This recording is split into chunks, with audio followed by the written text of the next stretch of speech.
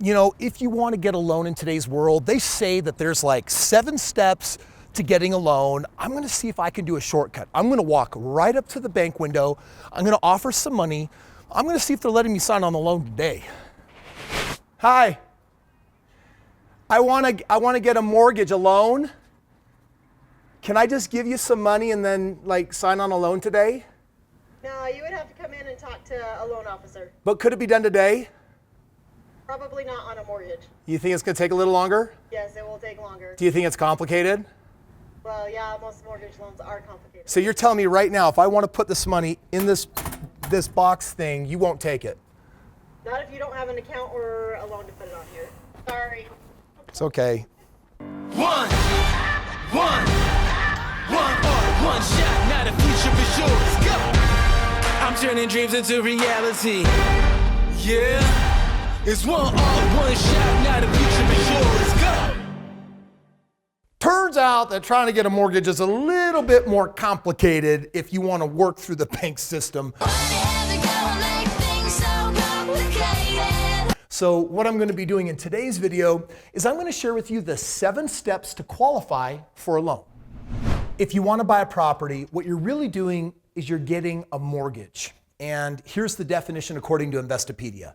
A loan that the borrower uses to purchase a home and agrees to pay back over time, typically in a series of regular payments. The property serves as collateral to secure the loan. Let me tell you what I mean by that. Let's just say that I wanted to buy a home and that property was $300,000. Well, listen, instead of coming up with $300,000, the bank will give you most of that money. If you're buying this home to live in for yourself, you might need a 3% down payment. And 3% on $300,000 is basically going to be $9,000. If you can come up with $9,000, guess what the bank will do? They'll put up the other $292,000, but if you want their money, you have to jump through their hoops. Now, you also got to understand that the mortgage holds the house as collateral, meaning the bank says, yikes, what happens if you don't make your payment? Well, we believe as a bank that there's intrinsic value in the house that we gave you for the loan, so if you don't make your payment, we're going to take the house back and hope that there's some money left over for us. But in most cases, a lender does not want to end up with your house. The lender will scrutinize your financial situation to make sure that you are worth the risk. In other words, they want to make sure that if they give you some money like that, that you're going to be able to make your payments. Now, before I can share the 7 steps, first let's talk about the 2 different types of a loan. There's conventional loans and there's FHA loans. These ones are government-backed, conventional loans are privately backed. And if we were to do a side-by-side comparison of FHA versus conventional, you'd find that FHA will actually lend you with a credit score as low as 580 versus conventional, a credit score of 620. Now, I would say that average credit is maybe like 680. Right now, I think I checked mine last night. The scores go as high as 850. I think with one of the credit bureaus, my score is like 823. But that's because I bought a lot of real estate and I have proven to be financially a good bet. So you understand with FHA, on the one hand, they're willing to take you even with the lower credit score. And that means that they're more forgiving of past bankruptcies, short sales, foreclosures. The government really wants to see people own homes. It bodes well as an entire country for building, stabilization. Understand with FHA, they want a 3.5% down payment, but with conventional, it's as low as only 3%. Now that kind of makes sense. They expect a higher credit score. They're going to say you're less of a risk, let's put less money down. FHA says you can have a worse credit score, but we're going to ask you to put up just a little bit more money. Not that a 0.5% makes a huge difference. Now, FHA and conventional loans will allow you to co-sign. That means if there's a friend, a relative, a family member that wants to use their credit and say, hey, I'll make sure that this person is creditworthy, I'll even put my credit on the line, they're both going to allow you to do that. But FHA is even more lenient in what they will allow. And here's the bottom line. FHA is easier to qualify for, but conventional is likely to be less expensive when you actually qualify for it. So at the end of the day, it's pretty much 6s. A loan is a loan, and more or less both will get you into a house. Next, you got to research your mortgage lenders. Like, do you want to go directly to a bank? Do you want to go to an online non-bank lender? Do you want to go to a credit union? And here's my advice. Whatever you do, you want to shop around to at least 3 institutions. Do you know why? They all tackle the process differently. Some might have higher fees, some might have lower fees, some might actually have lower interest rates and other ones higher ones. Obviously, you want the lowest fees and the lowest interest rates, so shop around a little.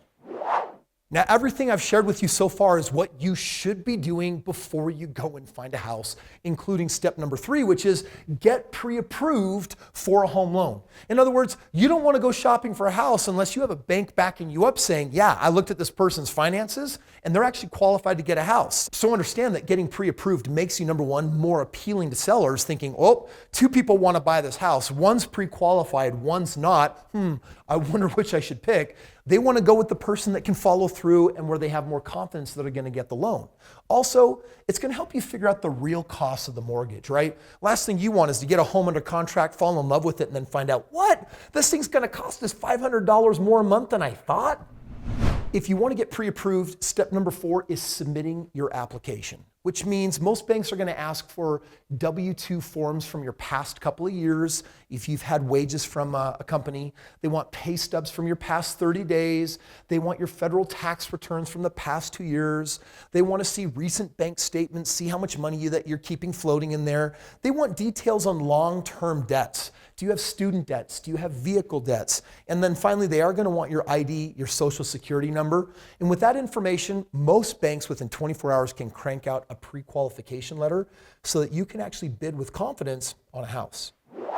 Ironically, I did not do it in that order. When I found the very first house that I was going to buy, I found it, I fell in love with it, I knew the price was right, and I crossed my fingers and I hoped that I'd be able to get a mortgage. Truth is, after I got it under contract, the first bank turned me down, the second bank turned me down, the third bank turned me down, and literally when I was about to give up, I finally found a bank. I literally feel so lucky that I was able to get that house because I walked into $40,000 of equity, more than double what I made in an entire year. And that first house became the first of thousands. And so that's why I decided to write a book, The Straight Path to Real Estate Wealth, where I actually document, like I am here for you. Today's video is really just covering a little snippet of the entire process of how you make millions of dollars in real estate. And whether you're watching today's video for buying your own primary residence or you want to learn how to make a lot of money in real estate, this book is a gift that I'm giving you for free because I believe that knowledge is power. And so if you click the link below, it's yours so you don't make any of my stupid mistakes like I was just telling you about. So check it out. You're pre-approved and you found the house that you want to buy. So now it's time to go through the rest of the loan process. You're now going to present the REPC, the real estate purchase contract that you got from the realtor. You're going to bring it to the bank and say, remember when I got pre-approved and I gave you all my financial stuff? Well, here's the house that I want to buy. And now, even if you were pre-approved to get a house, it really doesn't mean that you're technically approved. It just means that you passed the bank sniff test and they think that you'll probably qualify. Let me sniff you. Get away. I need to sniff you. I'm rolling you. Sniff. Where it gets a little bit challenging is step 5. Now it's got to go through this process called underwriting. Like imagine a computer system and a human being that are looking at your credit history, your debt to income ratio, your current debt obligations, and they're basically saying, is this person really able with their job and wages and credit and blah, blah, blah and obligations? Are they really going to be able to pay this mortgage? Will they faithfully, dutifully be able every single month to make that payment? Because 30 years is a long time, right? That's like 360 months. Chances are they're not even going to live in that house for 5 years, let alone 30 years. Are we really making a good bet? While you are in process of getting your loan, let me share with you 3 things you can do to really screw things up and probably cancel the loan possibility. Number 1, switch jobs.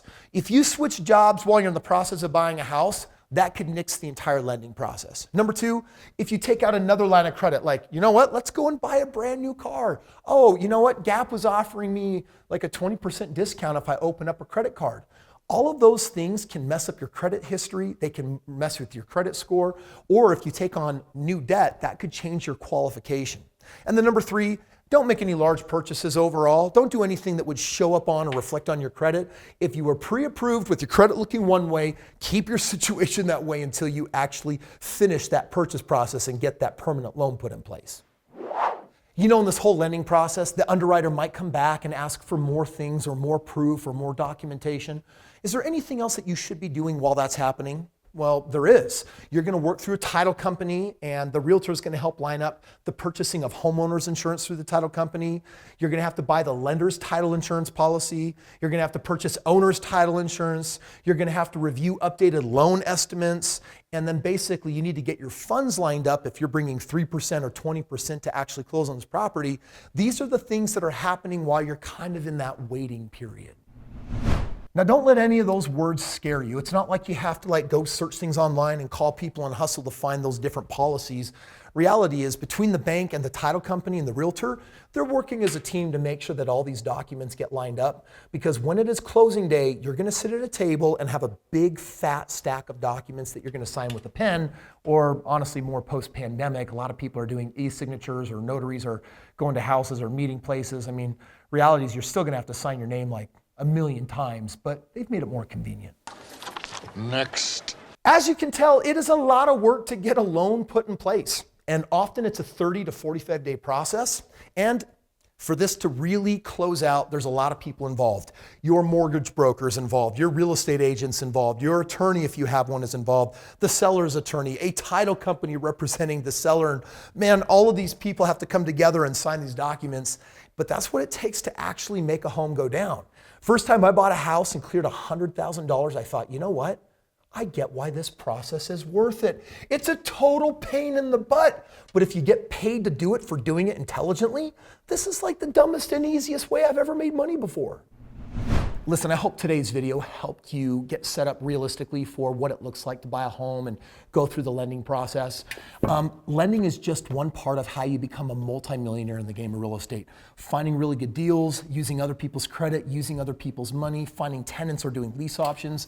That's what I describe in this book. You know, when I took $3,000, like $3,300, and I parlayed that into $1.6 million over 4.5 years, I knew I had to write a book and show people how stupid easy this could be if you had the right formula. So I've documented that formula. I call it the straight path to real estate wealth. And I'm using a really interesting spelling on the word straight, because there's a lot of stupid, crooked paths that lead people down the wrong financial roads. And real estate, there's a reason why 90% of all millionaires have done it through real estate. So if you're curious about investing but don't have a copy of this book, definitely click the link below. I can also show you how to get the audio or Kindle or whatever version to help you digest it. But this book will change your life when it comes to how you see money, and also show you how to become financially free very, very quickly. Man, I was 23 years old trying to buy my first house, and I think my credit score, I had one score at 660 of the three, one at 670, one at like 690, and I had a hard time qualifying based on the fact that I wasn't making a lot of money, and fortunately I went to enough banks until I got the right answer. Listen, if you are young or even older, if you want to learn how to build your credit while you're young or even in your 20s, click this video. Let me show you how to build your credit like a champ.